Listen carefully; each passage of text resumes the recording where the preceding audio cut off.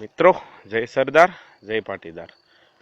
માન્ય શ્રી નલિનભાઈ કોટડિયા માંગુ કે સાહેબ સુરત આવ્યા હતા. તો કોઈ ફ્લેટમાં કે કોઈ પ્રાઇવેટ જગ્યામાં કોઈ સોસાયટીમાં આપણા પાટીદારો 50 જણાને ભેગા કરે અને સાચી સલાહ આપે છે તો સુરતની પોલીસ એની સામે ગુના નોંધવા મળી છે.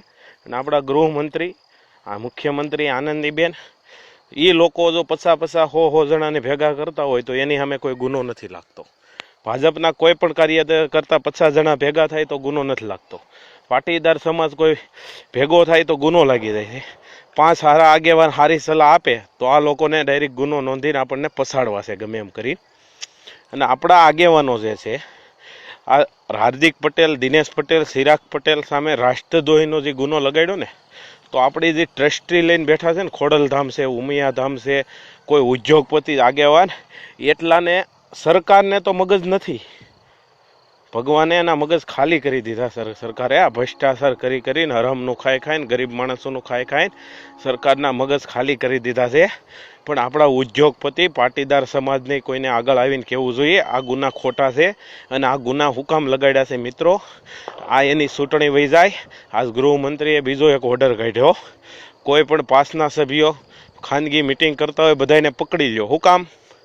એટલે એ લોકો સોસાયટીમાં આવી ગયા ને પસાર માટે આવી ગયા. મિત્રો, ખાસ ધ્યાન રાખજો, જો આપણે 50 જણા ભેગા ન કરી શકતા હોય, આપણે રોડ ઉપર નીકળી ન શકતા હોય, આપણને ખોટા જો ભેળવી દેતા હોય તો મિત્રો કોઈ પણ ભાજપનો નેતા છે ને કોર્પોરેટરની ચૂંટણીમાં સોસાયટીમાં ન કરવો જોઈએ. જો આપણું પાટીદારનું લોહી હોય ને તો કોઈ પણ આગેવાન આ પાટીદાર સમાજનો કોઈ પણ આગેવાન લઈને આવે ને તો એને ના પાડી દેજો, ભાઈ બીજા કામથી ને આવી ગયો, ચૂંટણી માટે નહીં. અને આ ભાજપ સત્તા છે, ભાજપ સરકાર છે ને, આ બધા પ્રમુખોને આગેવાનોને પૈસા દઈ લાગવાક કરીને બધાને ખરીદી લે છે. આ લોકો ટિકિટો વેચી નાખે છે. આપણા લોકોને પકડ્યા ને તો એની વાત ફંડ ગોતે છે. કોઈને 2 લાખ રૂપિયા આપ્યા હતા, રેલીના ડેકોરેશનના કોને આપ્યા હતા, ગ્રાઉન્ડમાં ડેકોરેશન કર્યું એના કોને આપ્યા હતા, રેલીમાં ડીજેના કોને આપ્યા હતા.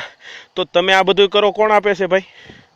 અમારા સમાજ હાટું અમારા સમાજના માણસોએ આપ્યા હતા, તમે નહોતા આપ્યા ને?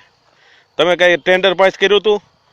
અનામત આંદોલન માટે 50 લાખ રૂપિયા ગુજરાત સરકાર આપે છે. તમે તમારી તપાસ કરો ને, તમારે 500 વીઘા છે તો કેમ તપાસ નથી થતી? તમારો નાના કાર્યકર્તા પાસે કેટલું છે એ તમે જુઓ. લોકોના પૈસે એજન્ટ બની ગયા છે બધા એજન્ટ. પોલીસ ખાતામાં જવું હોય, દસ્તાવેજ કરવા જાવ, સરકારી કોઈ પણ કામ હોય વહીવટ સિવા નથી થતો. અને તમે વાતો કરો છો લોકશાહીની, ભાજપ સરકારની વાતો કરો છો.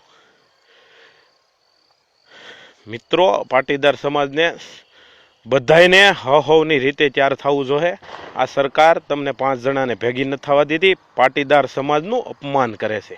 રાષ્ટ્રદ્રોહીના જો ગુના લગાડીને પાટીદાર સમાજનું અપમાન કરતી હોય ને તો સુપ્રીમ કોર્ટ કોઈ ભગવાન નથી આપતી. આ લોકો સોમનાથ આરતી ઉતારવા જાય છે. મુખ્યમંત્રી આનંદીબેન હમણાં અહીંયા પાવાગઢમાં ગયા હતા તો માતાજી એ ભગવાન એ ભોળાનાથ આને થોડીક સદબુદ્ધિ આપ કે 1000 ગુના કર્યા હોય ને તો દ્વારકા જેવો દ્વારકા, સોમનાથ જેવો સોમનાથ, કોઈ પણ માતાજીનું કોઈ પણ ધર્મસ્થળ હોય ને 1000 ગુના માફ કરે છે. આ સરકારને કોર્ટ એક ગુનો માફ કરવા નથી માંગતી અને ગુનો નથી કર્યો ને ભેળવી દેવા છે. શું કામ? એની ચૂંટણી હાટું, એની ખુડીશો હાટું. આપણા આજ જેટલાને ભેળવા ને એ લોકો પાટીદાર સમાજ અને અન્ય સમાજ અને રાજકારણી કોઈ પણ નેતા સાંભળી લેજો, અમારા લોકોને જેટલાને તમે જેલમાં નાખ્યા છે ને એ પૈસાથી વેસાણા નથી ને એટલે તમે એને પૂરી દીધા. અમારો હાર્દિક પટેલ કે ચિરાગ પટેલ જો આગળ તમારી પાસે 2-3 કરોડ લઈને ઘેરે વહી ગયો હોત ને તો તમે એને પૂરત નહીં ઘેરે મોકલી દેત. એ હાસો માણા હતો, તમારી લાલચમાં તમારી વાતમાં ન આવ્યો ને પૈસા લઈને પડ્યો નહીં ને એટલે તમે આ કૃત્ય કર્યું છે. એની વાંહે આગળ કોઈ પણ સમાજનો આગેવાન કે આ રીતે નીકળ્યો હોત ને, તમે 2-3 કરોડ આપી દીધા હોત ને તો એ ઘેરે વયો જાત. આ ઘેરે નથી ગયા, સમાજ હાટું લડે છે અને હાસા દિલના માણસો છે ને એટલે તમે એને ફિટ કરી દીધા. અને આ ક્રાઇમ બ્રાન્ચ 98 સુધી ક્યાં ગઈ હતી? ક્રાઇમ બ્રાન્ચ મને તો એ નથી સમજાતું 98 સુધી ક્યાં ગઈ હતી? આ કરોડોના કૌભાંડ આવ્યા. તમે જોવો, મંત્રીઓના ધારાસભ્યોનો 500 વીઘા જમીન છે, 500 કરોડની મિલકતું છે. ત્યાં સુધી આ ક્રાઇમ બ્રાન્ચ ક્યાં ગઈ હતી? આ જોજો તમે કોર્પોરેટરની ચૂંટણીમાં 5 કરોડનો દારૂ પાઈ દે. તે દી ફંડ ક્યાંથી નહીં છે? કોર્પોરેટરની ચૂંટણીમાં જોજો 5 કરોડનો દારૂ પાઈ દે. 5-5 કરોડ રૂપિયા આડાળવા આપી દે. તે દી આ ક્યાં ગઈ હતી સરકાર? મારી એટલી જ વિનંતી છે સરકારને, કાયદો હોય તો બધાય હાટું હોવો જોઈએ. તો એટલું જ કહેવાનું છે. કાયદો કાયદાનું જ કામ કરતો હોય, બધું બધાયનું કામ કરતો હોય. તો મિત્રો, કાયદો બધાય માટે હોય, ખાલી પાટીદાર સમાજ માટે ન હોય. અને પાટીદાર સમાજને આ સરકાર બદનામ કરવા માગે છે. બદનામ કરવા માગે છે પાટીદાર સમાજને. પાટીદાર સમાજના આગેવાનો કોઈ અમારી હારે નથી, નાના માણસોની હારે, સરકારની હારે છે. કેમ એ કોઈ પાટીદાર સમાજના આગેવાનો ખુલ્લી નથી બોલતા? હાર્દિક પટેલને ને ચિરાગ પટેલને 8 દીમાં છોડવો પડે. પાટીદાર સમાજનો જો આગેવાન આવે ને તો નથી આવતો. એ સરકારના એજન્ટો છે. બધા એવા નથી, એજન્ટો છે. અમુક બીજા કારણે દબાતા હોય.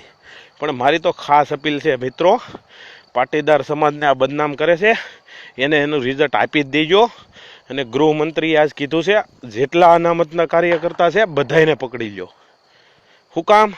ચૂંટણીમાં એ પ્રસાર કરવા આવી ગયે. તમે ચૂંટણીમાં કોઈને અપીલ ન કરો, ઓલાને મત આપજો ઓલાને, એનું મેન કારણ આ છે, બીજું કાંઈ નથી. અને મિત્રો એટલું યાદ રાખજો, 98 સુધી ગોધરાકાંડ થઈ, હિરણ પંડ્યાના ખૂન થયા, એવા કેટલાય ગુજરાતમાં કેસ બની ગયા.